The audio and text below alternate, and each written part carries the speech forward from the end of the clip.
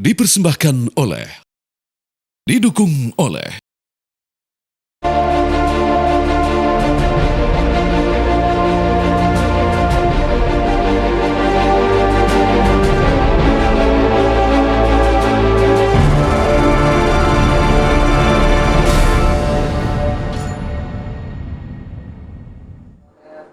Assalamualaikum warahmatullahi wabarakatuh, pemirsa. Selamat malam. Senang sekali malam hari ini saya Sally Alexandra kembali menyapa Anda di Indonesia Business Forum.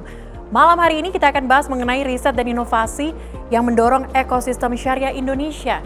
Sebelum kita bahas lebih lanjut, kita lihat dulu bagaimana kemudian skala ekonomi global berikut ini.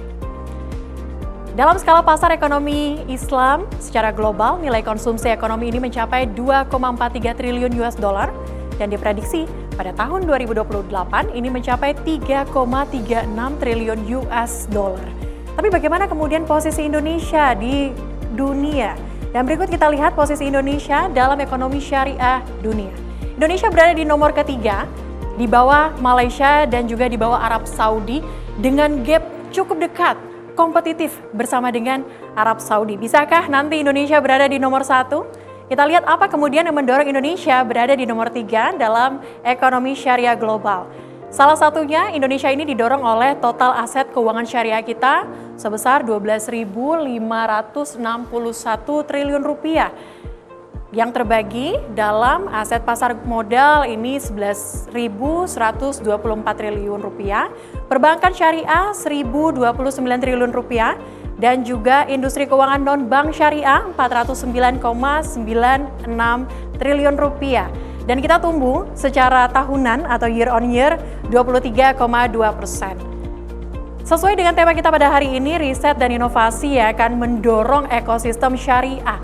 Apa saja kemudian riset dan inovasi yang dirasa penting, perlu untuk didorong? Seperti ini pemirsa, mulai dari food teknologi halal, substitusi bahan impor, kemudian pengembangan bahan baku lokal bersertifikat halal dan juga teknologi pengawetan. Tak hanya food teknologi halal, ada juga poin-poin lainnya pemirsa, seperti dari farmasi dan juga halal biotek, riset vaksin, substitusi gelatin dan juga halal vaksin research ecosystem. Tak hanya dua poin ini, kita juga punya poin lainnya yang menjadi peluang besar untuk riset Indonesia, seperti modest fashion tech, smart textile, sustainable halal fashion, kemudian circular economy berbasis syariah. Dan yang terakhir, ini adalah digital Islamic economy, mulai dari fintech syariah, kemudian AI untuk halal supply chain, dan juga big data konsumsi muslim global. Begitu banyak ternyata peluang riset dan inovasi yang bisa mendorong ekosistem syariah kita. Dan kita akan bahas malam hari ini dengan seluruh narasumber yang kami sudah siapkan untuk Anda.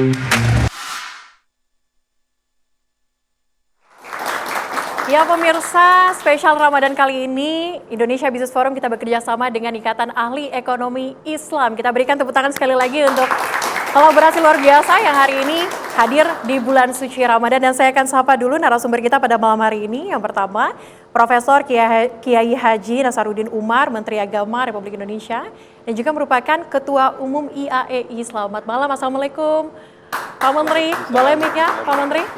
Waalaikumsalam warahmatullahi wabarakatuh. Sehat hari ini Pak Menteri? Alhamdulillah. Alhamdulillah. Semakin puasa semakin harus sehat ya. Semakin sehat, semakin puasa. Ini cocok sekali kita hari ini, nuansanya begitu luar biasa. Mungkin setelah buka puasa tadi ya Pak Menteri ya. Akhirnya semangat kita membara dan hari ini kita akan bahas mengenai riset dan inovasi. Saya juga ingin menyapa Profesor Arif Satria, Kepala Badan Riset dan Inovasi Nasional BRIN.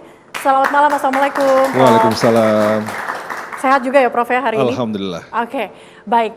Dengan pembahasan kita yang menarik pada malam hari ini, saya akan mulai dengan pertanyaan mengenai perang antara Israel dan juga Amerika terhadap Iran yang saat ini mengguncang dunia. Apakah ini juga berpengaruh terhadap ekonomi Indonesia? Saya mulai dari Pak Menteri dulu, Pak Menteri bagaimana Anda melihat eskalasi global saat ini? Iya namanya perekonomian modern sekarang ini sangat sensitif dengan situasi global ya kan.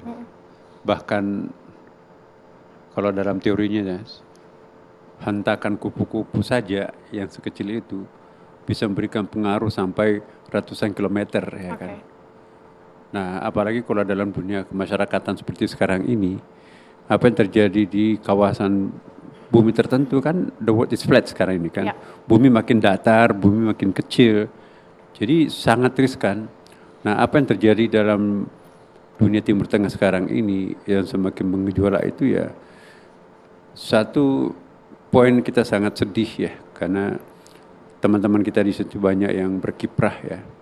Tapi pada satu sisi juga kita patut bersyukur ya kan, bukan bersyukur di atas penderitaan orang, tapi bersyukur karena kita jauh dari pusat gravitasi kekacauan atau konflik itu kan.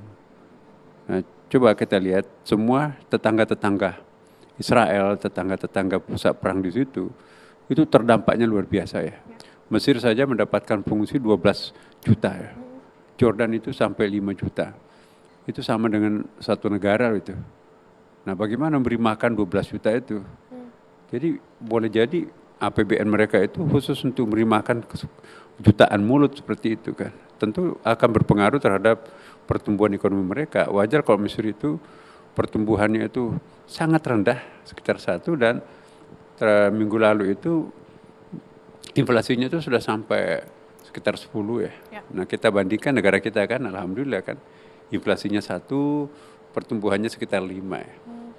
Oke, ini penuh dengan gejolak. Kalau dari Prof. Arief seperti apa, Prof? Ya tentu perang dimanapun selalu memberikan dampak negatif terhadap ekonomi. Perang Ukraina dan Rusia yang belum selesai saja punya dampak terhadap pangan kita. Ya karena stok gandum ada di mereka. 30% perdagangan gandum itu dikuasai oleh Ukraina dan Rusia. Belum lagi untuk material untuk pupuk. Nah sekarang kita bicara Timur Tengah, sana belum selesai. Ditambah dengan Timur Tengah, tentu ini akan memberikan tekanan ekonomi yang satu masalah minyak, karena suplai minyak akan semakin berkurang di pasar. Ya, kemudian yang kedua adalah masalah transportasi. Ya, dengan demikian maka wisata hampir pasti lumpuh. Ya, dan apalagi sekarang kan orang yang umroh, yang itu merupakan aktivitas ritual yang banyak dilakukan oleh kalangan Muslim Indonesia, saat ini sudah mulai was-was untuk melakukan mobilitas. Begitu pula pesawat. Pesawat salah satu maskapai yang banyak mendarat di Indonesia kan maskapai dari Timur Tengah. Coba sebutkan. Ya, Qatar, ya, kemudian Etihad, ya, kemudian yang kedua Emirates, ya. Itu kan relatif yang paling aktif baik ke Bali maupun ke Jakarta. Ya, dengan kondisi seperti ini, maka mobilitas dari Timur Tengah ke Indonesia juga semakin berkurang. Terhambat juga. Pasti terhambat. Nah, dengan terhambatnya itu pasti ekonomi akan terdampak. Ekonomi akan terdampak dengan adanya eskalasi geopolitik saat ini. Tapi bisa kita maknai apakah ada kemudian peluang yang mungkin bisa kita lihat, kita kan berada di posisi nomor 3, Pak Menteri, untuk ekonomi halal. Iya. Apakah ini bisa dilihat sebagai peluang atau seperti apa, Pak Menteri? Perang melahirkan tantangan dan peluang. Tantangannya ya seperti tadi yang disampaikan Prof ya, masalah transportasi dengan BBM segala macam ya, itu pasti ada masalah di situ ya.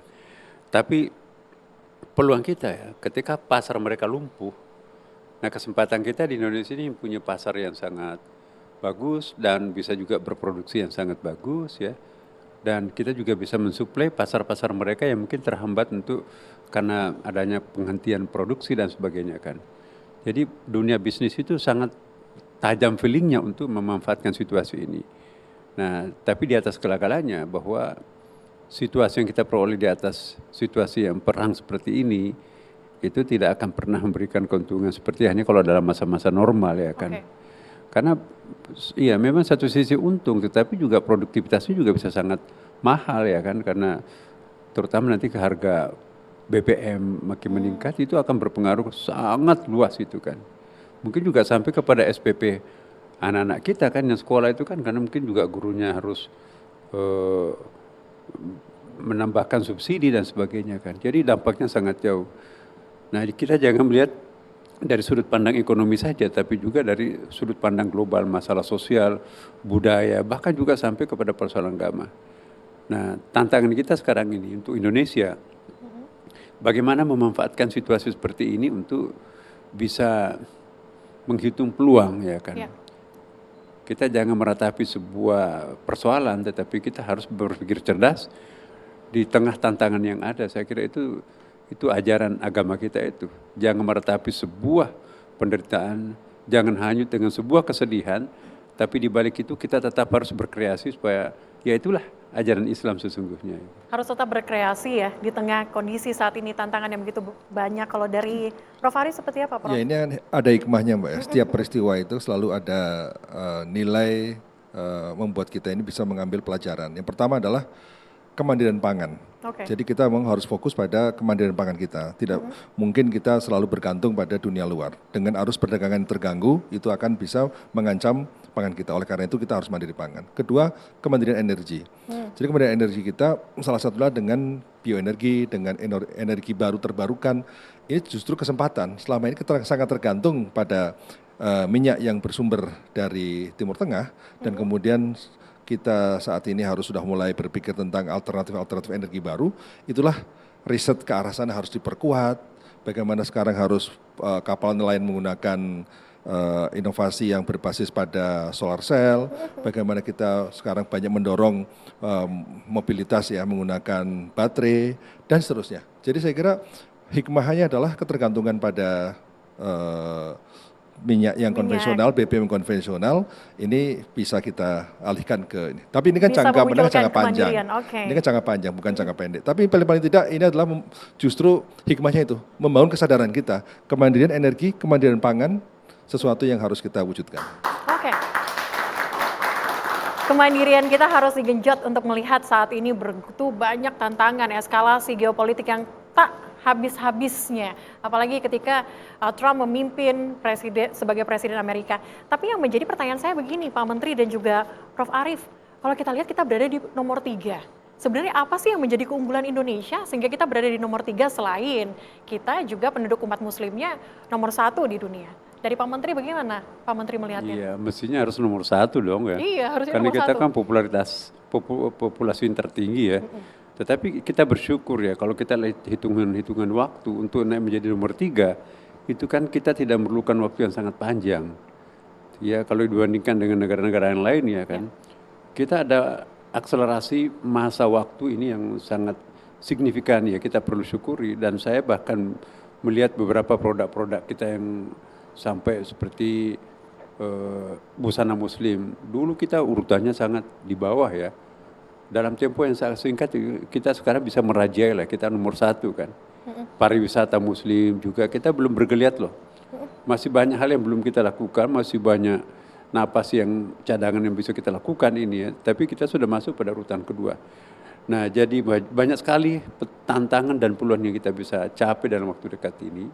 Mudah-mudahan saja perang yang terjadi di sana itu tidak terlalu jauh berdampak ke negeri kita. Satu poin yang sangat kita juga perlu syukuri, ketika perang sedang terjadi seperti sekarang ini, kita berada pada suasana yang suasembada pangan ya kan. Bayangkan kalau kita harus mengimpor pangan di negara lain, mungkin terhalang dengan transportasi, mungkin juga tambah mahal. Tapi kejadian itu muncul justru ketika kita sudah mampu mencukupi kebutuhan pangan utama kita sendiri ya kan. Nah dengan demikian saya kira insya Allah ke depan, mudah-mudahan dalam waktu yang sangat singkat ini dengan hadirnya the new generation kita ini yang milenial sekarang ini, rata-rata mereka itu maaf ya kalau saya sebut agamanya agama Islam ya kan. Jadi generasi milenial kita sekarang ini adalah generasi santri terdidik ya. Santri tidak mesti harus dari pondok pesantren, tapi yang berpikiran santri maksud saya. Itu kelas menengah atas itu nanti akan didominasi oleh mereka. Di samping itu juga kekayaan bangsa kita ini luar biasa dan itu sudah mulai tereksploitasi, sudah maksud saya tereksplorasi. Nah kalau ini semuanya berjumpa dalam satu titik yang sama, Indonesia itu akan menjadi negara yang paling disegani. Terutama dari obsesi kita akan menjadi epicentrum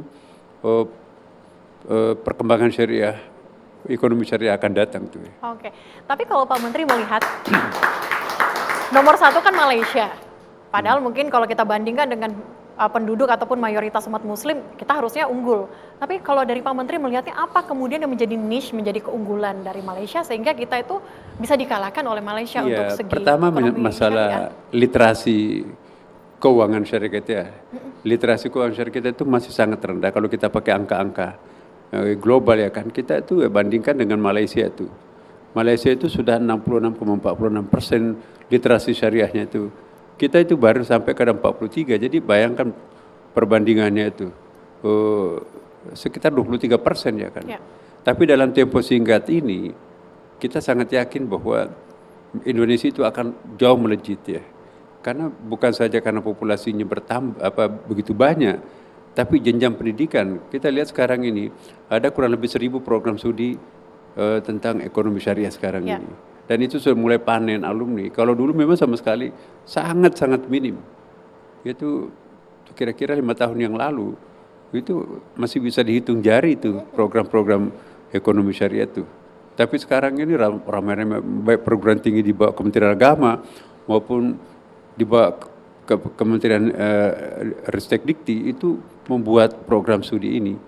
Nah dengan demikian nanti kita tidak akan bermasalah dari segi SDM. Okay. Mungkin nanti tantangan kita ke depan adalah bagaimana menciptakan semacam triple helix itu kan. Jadi dunia kampus, dunia industri, dan juga pemerintah. Jadi sinergi ketiga inilah nanti akan mengorbitkan Indonesia menjadi suatu kekuatan ekonomi syariah Islam dunia itu. Oke. Dalam waktu singkat ternyata kita bisa begitu cepat untuk kemudian membangun ekosistem syariah kita. Tapi Prof, kalau saya melihat, kalau saya baca-baca nih, kenapa Malaysia, saya cari, kenapa Malaysia itu bisa lebih unggul dari kita? Katanya itu mereka tuh berinvestasi kepada riset dan juga inovasi yang diunggulkan sehingga mereka bisa berada seperti saat ini nomor 1. Tapi dijawab nanti ya Prof Arief, usai jeda tetaplah bersama kami di Indonesia Business Forum.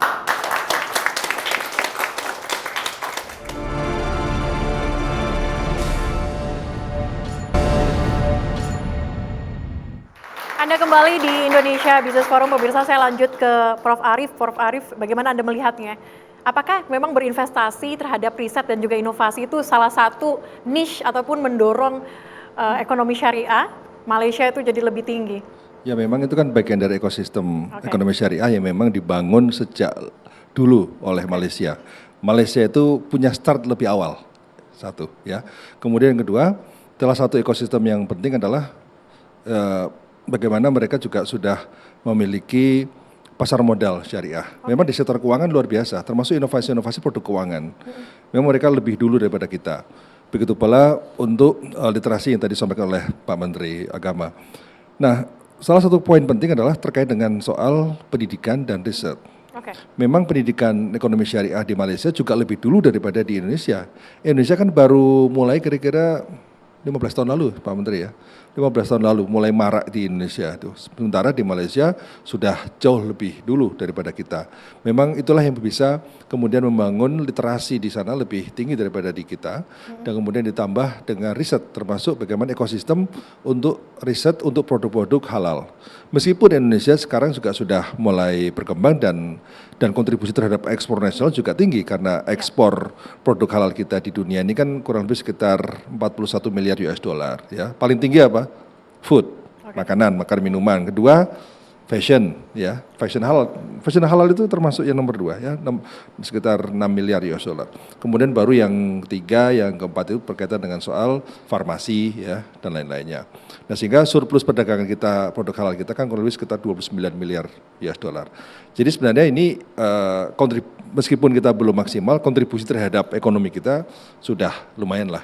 Sudah terlihat begitu ya, padahal kita startnya tidak lebih dulu daripada Malaysia, tapi kalau misalnya kita lihat dari gap tadi, kita cukup kompetitif. Nah, tapi beda gini Mbak, saya kebetulan sekarang sudah mulai berkembang pusat studi halal ya.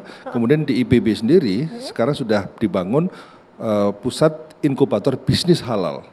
Ini untuk apa? Untuk bisa mendampingi UMKM agar bisa memproduksi produk-produk halal berbasis pada inovasi-inovasi perguruan tinggi. Sehingga percepatan hilirisasi inovasi itu akan semakin baik.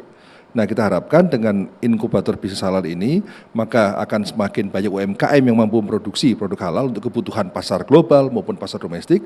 Kemudian yang kedua, semakin banyaknya inovasi-inovasi yang dimanfaatkan oleh industri. Ya, jadi di industri kita semakin mampu menyerap inovasi-inovasi dihasilkan oleh perguruan tinggi. Tadi kan sudah disebutkan bagaimana inovasi-inovasi untuk bisa mensubstitusi impor, gelatin, dan banyak aneka produk yang sebenarnya kita bisa produksi dengan material yang halal. Nah, tapi harus kita ingat juga bahwa soal halal ini kan tidak cukup dengan halal, ya Pak Menteri ya, halalan toyiban.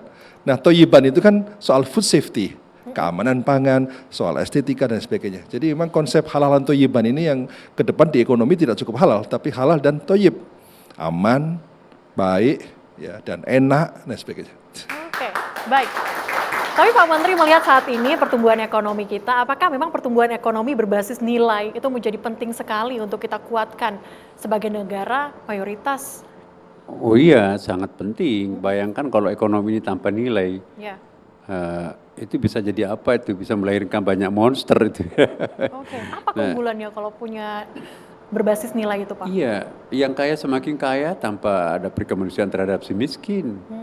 Yang miskin semakin tidak berdaya dan memelihara kecemburuan sosialnya terhadap si kaya. Akhirnya ketegangan antara si kaya dan si miskin muncul. Akhirnya juga berpengaruh kepada keamanan sosial.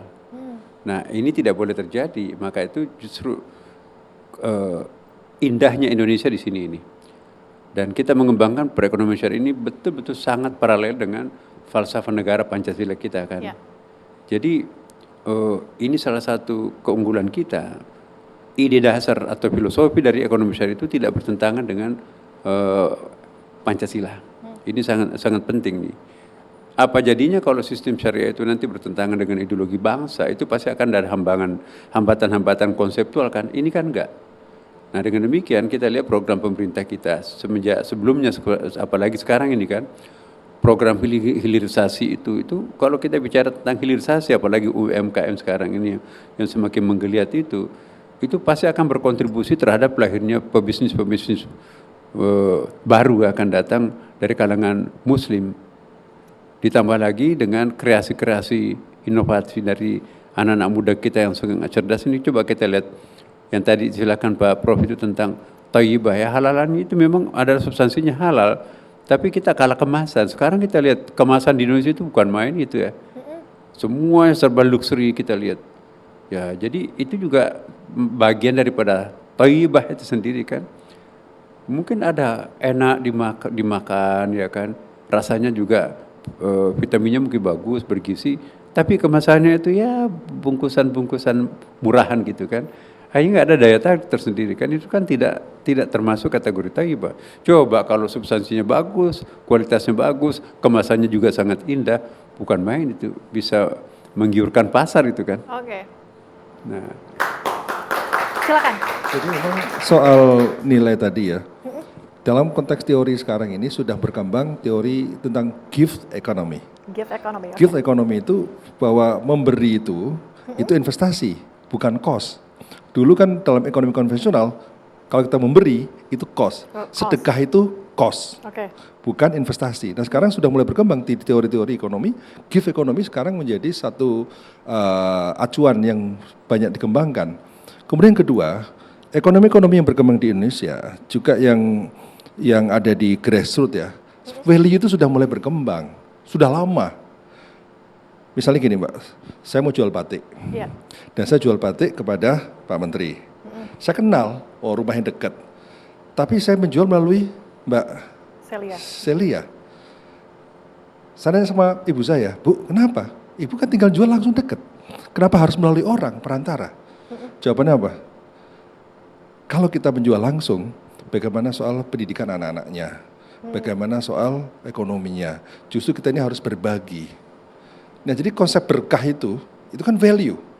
Ya, dalam ekonomi konvensional, transaction cost-nya tinggi, ya kan muter. Dengan langsung maka lebih efisien. Tapi dalam konteks gift economy beda lagi pendekatannya. Nah itu value yang berkembang di masyarakat loh. Ya. Pak Menteri sepakat. Saya teringat ya bagaimana pengalaman Rasulullah ya. waktu itu belum jadi nabi ya. Oke. Masih magang lah di perusahaannya Khadijah yang belum menjadi istrinya Khadijah. Itu ada keberanian berpikir lain oleh sang Nabi Muhammad pada waktu itu, belum nabi ya. Tradisi masyarakat Arab pada waktu itu, pokoknya dari Mekah barang dagangannya itu berupa kulit, kurma dibawa ke Syria ya kan. Jualnya mahal. Tapi 3-4 bulan tinggal di Syria, nggak pulang-pulang karena nunggu barang dagangnya habis ya kan. Orang di sana itu susah belinya karena tinggi harganya kan. Datanglah Nabi Muhammad dengan menjual separuh harga dalam tempo yang sangat singkat, itu laris dagangannya tuh. Balik lagi ke Mekah. Jadi 3 kali bolak-balik Nabi, pedagang tradisional itu masih di sana itu menunggu dagangannya belum laku kan. Karena kemahalan. Nabi hanya untungnya sedikit, tapi siklusnya sering, akhirnya keuntungannya, akumulasinya lebih banyak ya kan. Pada sisi lain juga masyarakat setempat itu bisa menikmati harga yang tidak terlalu mahal ya kan. Jadi moralitas yang diperkenalkan Nabi pada waktu itu luar biasa. Di sana untung, di sini juga untung. Dan saya kira itu yang yang perlu kita kembangkan. Oke. Nah itu yang kita maksudkan dengan moralitas. Jangan sampai nanti orang kaya itu merasa terintip ya, dicurigai terus, bahkan akan dirampok oleh si miskin ini. Jadi si miskin juga mencurigai, oh ini korupsi ini dan sebagainya kan. Tapi kalau si kaya ini memberikan zakatnya, wakafnya, infaknya, sedekahnya ke fakir miskin, akan dipelihara, akan dijaga oleh si miskin itu. Orang miskin juga tidak merasa miskin, orang kaya juga tidak merasa bangga ya. Kenapa? Karena ada chemistry antara orang kaya dan miskin melalui institusi keagamaan tadi. Dalam bentuk infak, zakat, wakaf, sedekah, jariyah, usyur khumus, ya hibah, wasiat, fai', luqata, ghanimah dan seterusnya kan. Jadi pundi-pundi keumatan ini juga mempererat tali silaturahim satu sama lain. Jadi tidak ada kecurigaan yang hidup antara si kaya dan si miskin. Iya. Oke. Jadi moralitas itu penting. Kalau pertumbuhan ekonomi dibarengin dengan nilai seperti tadi saya sampaikan juga dikomentari oleh Pak Menteri dan juga Prof. Arief, itu bisa memunculkan kesejahteraan merata untuk berbagai pihak. Oke, dan juga kalau kita lihat tadi Pak Menteri sempat menyinggung soal program pemerintah. Saat ini kan kalau kita lihat bonus demografi 2045 kita harus capai itu, dan setiap kementerian dan juga lembaga dituntut untuk membentuk asa citanya masing-masing. Seperti apa kemudian asa cita dari masing-masing pihak, kita akan bahas usai jeda. Tetaplah bersama kami di Indonesia Business Forum.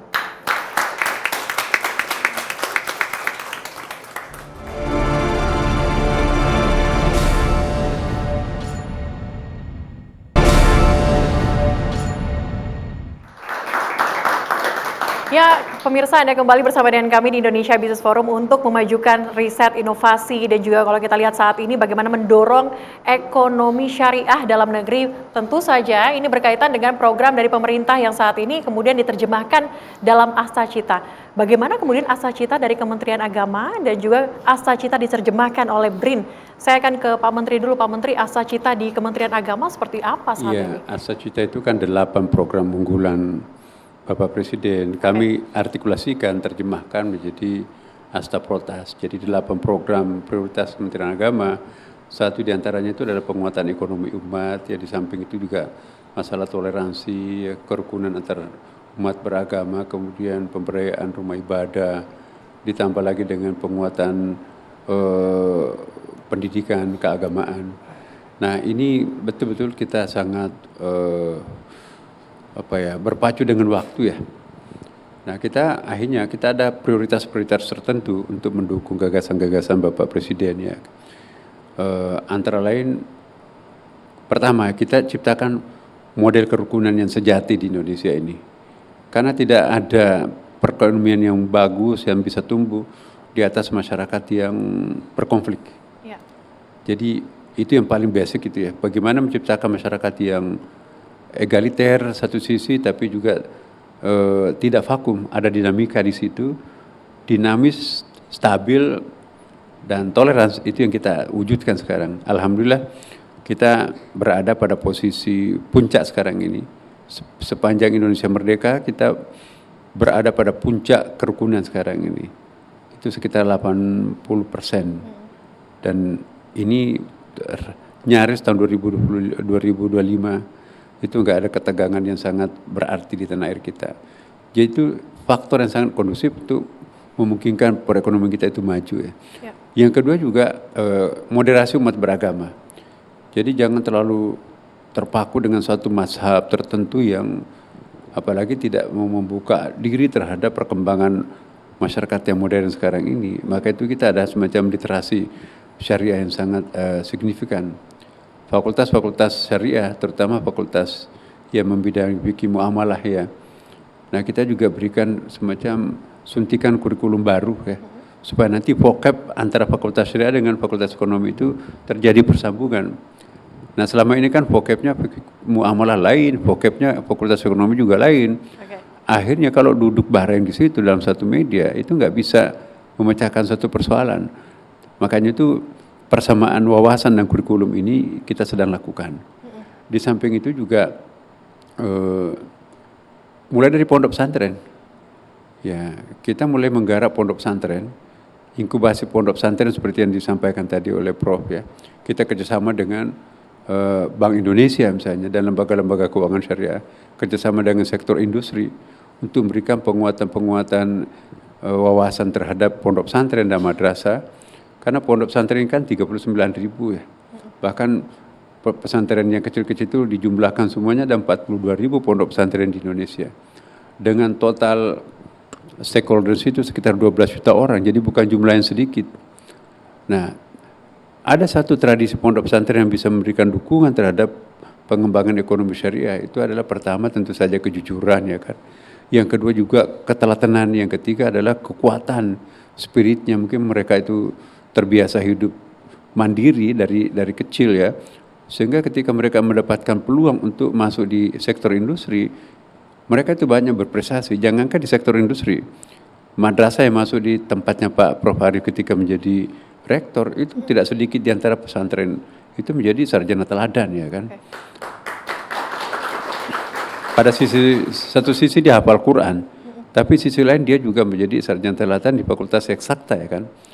Nah, jadi ini ada harapan yang sangat besar yang bisa kita banggakan. Bahkan kita meloncati waktu ini, bisa kita melipat waktu akan datang. Nah, faktor pendukungnya banyak sekali ya. Misalnya regulasi pemerintah sekarang ini sangat kondusif ya kan. Kemudian juga yang kedua, pengembangan kurikulum di perguruan tinggi. Yang ketiga juga pertumbuhan gizi juga anak-anak kita sekarang ini berpengaruh loh itu.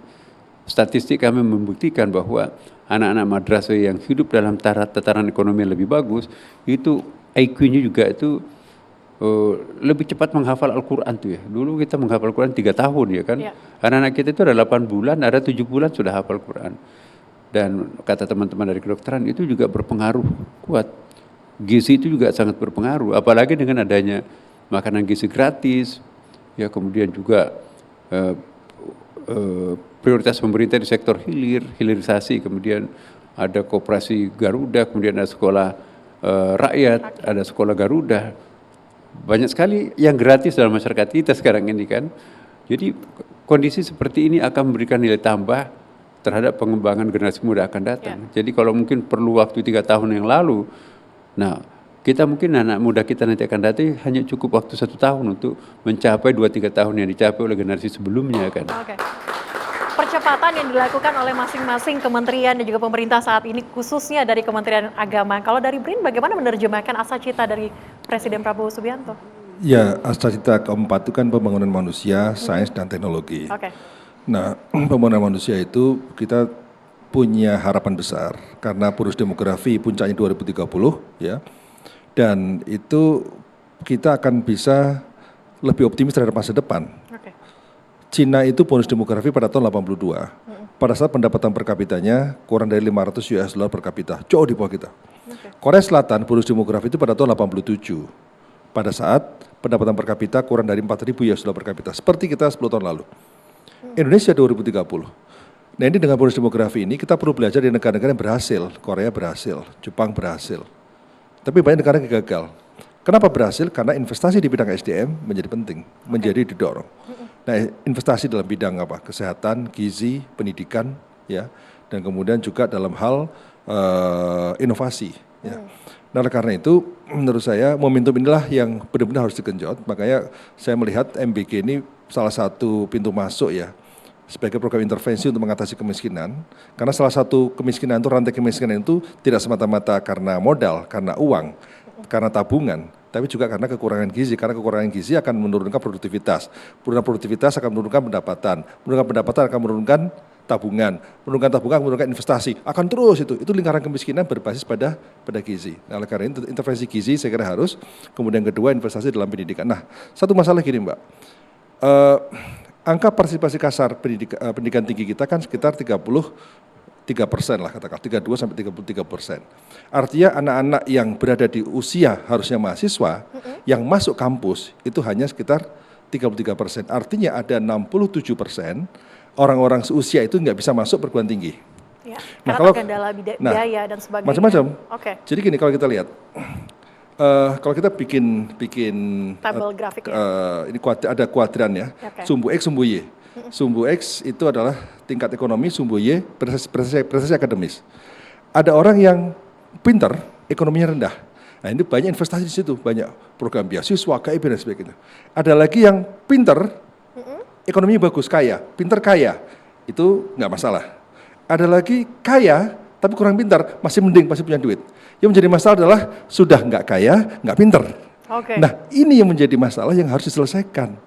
Jadi kalau kita mampu menyelesaikan orang, karena kita fokusnya pada yang pintar tapi nggak kaya, tapi yang nggak kaya nggak pintar nggak kita urusin, ini bisa berpotensi menjadi beban pembangunan. Nah, oleh karena itu perlu ada terobosan untuk menyelesaikan masalah pendidikan untuk kuadran yang ketiga ini, yaitu orang yang kelompok masyarakat yang tidak kaya, tidak pintar.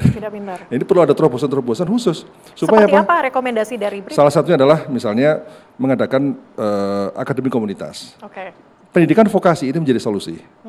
Percepatan PLK, ya itu kan untuk meningkatkan skill. Mereka itu kan tidak perlu pendidikan 4 tahun, kelamaan. Kan kebutuhan ekonomi keluarganya kan mendesak sekali. Nah, oleh karena itu dengan pendidikan 1 tahun, pendidikan 2 tahun, itu cukup. Nah, setahun ini siapa yang bisa mengelola? Bisa pemerintah atau bisa swasta. Kami sudah mulai, ini program IJMI salah satunya adalah bagaimana mengatasi masalah ini. Kita ada program akademi komunitas 1 tahun soal pembibitan sapi di Sumatera Barat misalnya. Jadi lulus langsung masuk, Nah, oleh karena itu kalau kita coba merintis ke perusahaan-perusahaan, misalnya perkebunan tebu, perkebunan sawit, setahun aja. Kemudian sehingga dia akan mendapatkan skill, sehingga gajinya lebih tinggi daripada sekedar lulusan SMA kerja di situ. Nah, oleh karena itu menyiapkan generasi yang skillful inilah yang penting khusus untuk kuadran ketiga. Kalau orang yang sudah pintar, sudah kaya, jangan dipikirin lah, udah bisa mikir sendiri gitu. Biar nanti bisa bergerak maksimal begitu ya, Prof. Arief ya.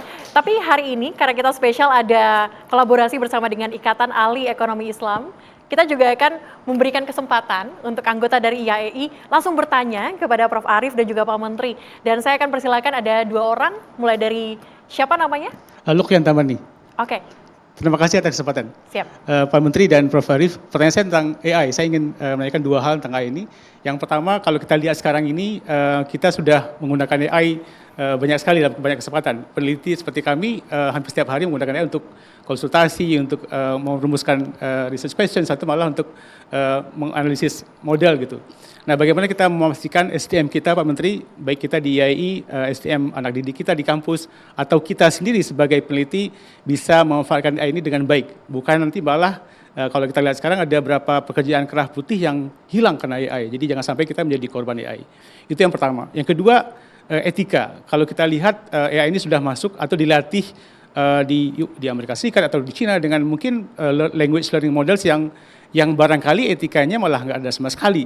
Bagaimana kita memastikan, bagaimana kita bisa masuk ke dalam proses pelatihan ataupun bisa mendesain AI kita pakai ini ada values, ada nilai yang apakah nilai ketimburan kita di Indonesia atau nilai Islam sendiri. Jadi jangan sampai nanti ketika suatu waktu barangkali kita nggak tahu itu desain untuk memutuskan menjadi decision makers seperti sekarang di Timur Tengah misalnya. Jangan sampai nilai yang masuk yang menjadi putusan akhir itu malah kontradiktif dengan nilai kita. 2 hal itu. Terima kasih. Baik, soal AI ya, karena kita lihat saat ini AI berkembang begitu pesat, bagaimana kemudian AI yang hidup berdampingan dengan kita ini tidak kemudian mencederai kita sebagai SDM ataupun menggantikan kita atau replace pekerjaan kita, tetapi justru hidup berdampingan. Nanti akan dijawab oleh Pak Menteri dan juga Prof. Arief. Usai jeda tetaplah bersama kami di Indonesia Business Forum.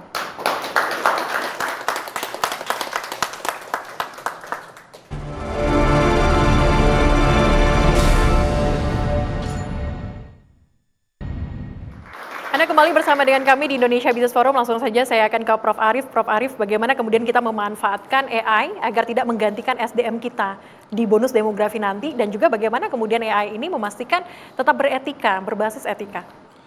Revolusi Industri 4.0 itu bicara tentang AI, bicara tentang robotik, bicara tentang IoT, bicara tentang otomasi dan sebagainya. Namun karena persoalan-persoalan tadi disampaikan, ternyata sekarang kita memasuki revolusi industri 5.0, tidak semata-mata digital teknologi yang harus berkembang, tapi juga diimbangi oleh satu, sustainability, dua, humanity.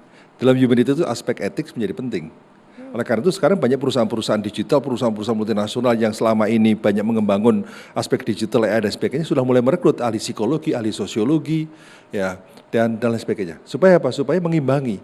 Mereka sudah sadar, ini kalau dibiarkan teknologi berkembang tanpa kekuatan dari sisi humanity, ethics, dan sustainability soal lingkungan, ini malah akan berbahaya. Nah, poin saya adalah bahwa memang terkait dengan soal AI ini kan tidak bisa dilawan, tidak bisa ditahan. Ini akan terus, bahkan sekarang sudah masuk pada agentic AI. Jadi orang tidak sekedar kalau masuk mobil itu di bengkel, AI itu tidak sekedar untuk mereparasi, tidak sekedar untuk mendiagnosis. Tapi sekarang sudah mendiagnosis, memberikan resep, sekaligus menyelesaikan dengan robot. Semua dalam satu sistem. Sampai konklusi begitu ya? Iya, maka itulah agentic AI ini sudah semakin berkembang, generasi yang baru. Jadi AI sendiri ada yang decline, ada yang growing juga. Nah, agentic AI itu tadi yang growing. Nah, sekarang persoalannya adalah bahwa AI dan sebagainya itu kan soal otak ya. Nah, justru sekarang yang tidak dimiliki oleh mesin itu apa? Wisdom. Wisdom itu soal hati. Jadi sekarang itu memang kita akui bahwa sebagian pengetahuan sudah digantikan oleh mesin, sudah ketika AI, tapi ada sisi lain yang tidak bisa digantikan oleh mereka. Artinya tidak mungkin tergantikan manusia. Tidak mungkin tergantikan. Okay. Nah, wisdom dan kemudian itu berpusat pada hati, nah itulah sekarang menjadi variabel yang begitu penting untuk bisa mengimbangi kekuatan AI yang berbasis hanya pada otak tadi. Tapi kalau kita lihat saat ini, Prof, ini saja baru tahun 2026, bagaimana dengan 2045? Bonus demografi, kita masyarakatnya begitu banyak, angka produktif, tapi kita harus bersaing juga dengan teknologi yang semakin berkembang. Gimana nih, Prof? Ya, kita harus optimis, makanya kan Abraham Lincoln kan mengatakan masa depan itu penuh dengan ketidakpastian. Kita nggak bisa memprediksi masa depan, tapi the best way to predict the future is to create it. Cara terbaik memprediksi masa depan harus dengan menciptakannya hari ini. Menciptakan hari ini. Saya langsung ke Pak Menteri. Pak Menteri, bagaimana, apakah memang transformasi soal AI, digital, teknologi dan sebagainya ini memang juga sudah diterapkan khususnya untuk pesantren dan sebagainya? Iya, dunia pesantren mungkin tidak terlalu kaget ya kalau dengan akan ada macam-macam seperti AI itu ya, karena diprologkan dalam Al-Quran ya kan. Ayat yang paling pertama Tuhan turunkan itu Iqra, Bismi Rabbik, bacalah. Tapi jangan pisahkan Bismi Rabbik dengan menyebut atau mengingat nama Tuhanmu. Iqra tanpa Bismi Rabbik itu akan melahirkan monster. Tapi Bismi Rabbik tanpa Iqra itu akan melahirkan manusia lumpuh ya kan. Turun lagi ayat berikutnya, Nun wal qalam wa ma yasturun, demi pena dan apa yang dituliskannya, demi pena dan lembaran tempat menulisnya. Jadi ayat yang paling pertama dan yang kedua Tuhan turunkan itu bisa dihubungkan dengan perkembangan sains, demi pena dan demi apa yang dituliskannya. Jadi berurutan tuh. Iqra bismi rabbik, kemudian Nun wal qalam wa ma yasturun. Jadi mestinya kita jangan kaget, tapi yang penting buat kita adalah bagaimana mempersiapkan mental spiritual kita itu berhadapan dengan makhluk-makhluk baru ini ya kan. Seperti yang kata Prof tadi, nggak mungkin kita gantikan dengan apapun yang the power of heart kita di sini. Tetapi juga tidak bisa kita takut dengan perkembangan seperti itu. Sepanjang akidah kita itu kuat, sepanjang kepribadian kita juga utuh, dan sepanjang nalar kita itu juga sehat ya, jangan takut terhadap benda-benda luar. Tapi endingnya nanti kalau ada mentok ya, fasalu ahla dzikr in kuntum la ta'lamun. Tidak dikatakan fasalu ahlal ilm, tanyakanlah kepada ahli zikir. Kalau kamu mentok ya kan, ya bukan tanyakan kepada ilmuwan. Kalau ilmuwan mentok itu larinya ke filsafat ya kan, filsafat itu mentok larinya ke tasawuf ya kan. Nah, jadi ujung-ujungnya nanti itu kita kembali kepadanya kan. Nah, cuman sekarang ini dampaknya yang perlu kita, apa yang harus kita lakukan untuk mencegah.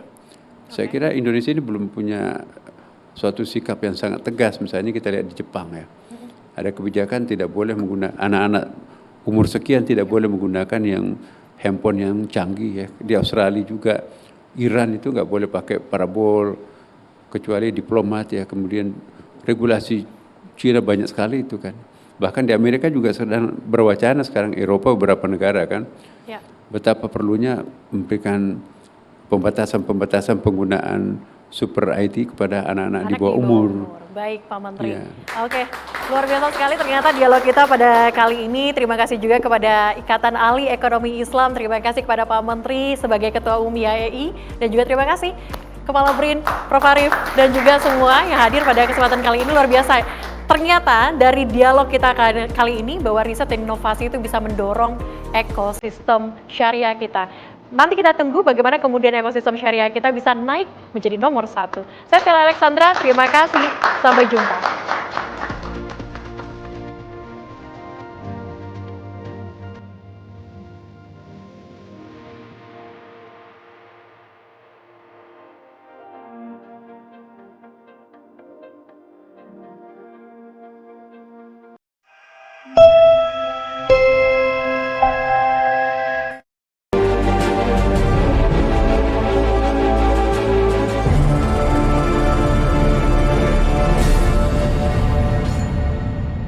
Dipersembahkan oleh, didukung oleh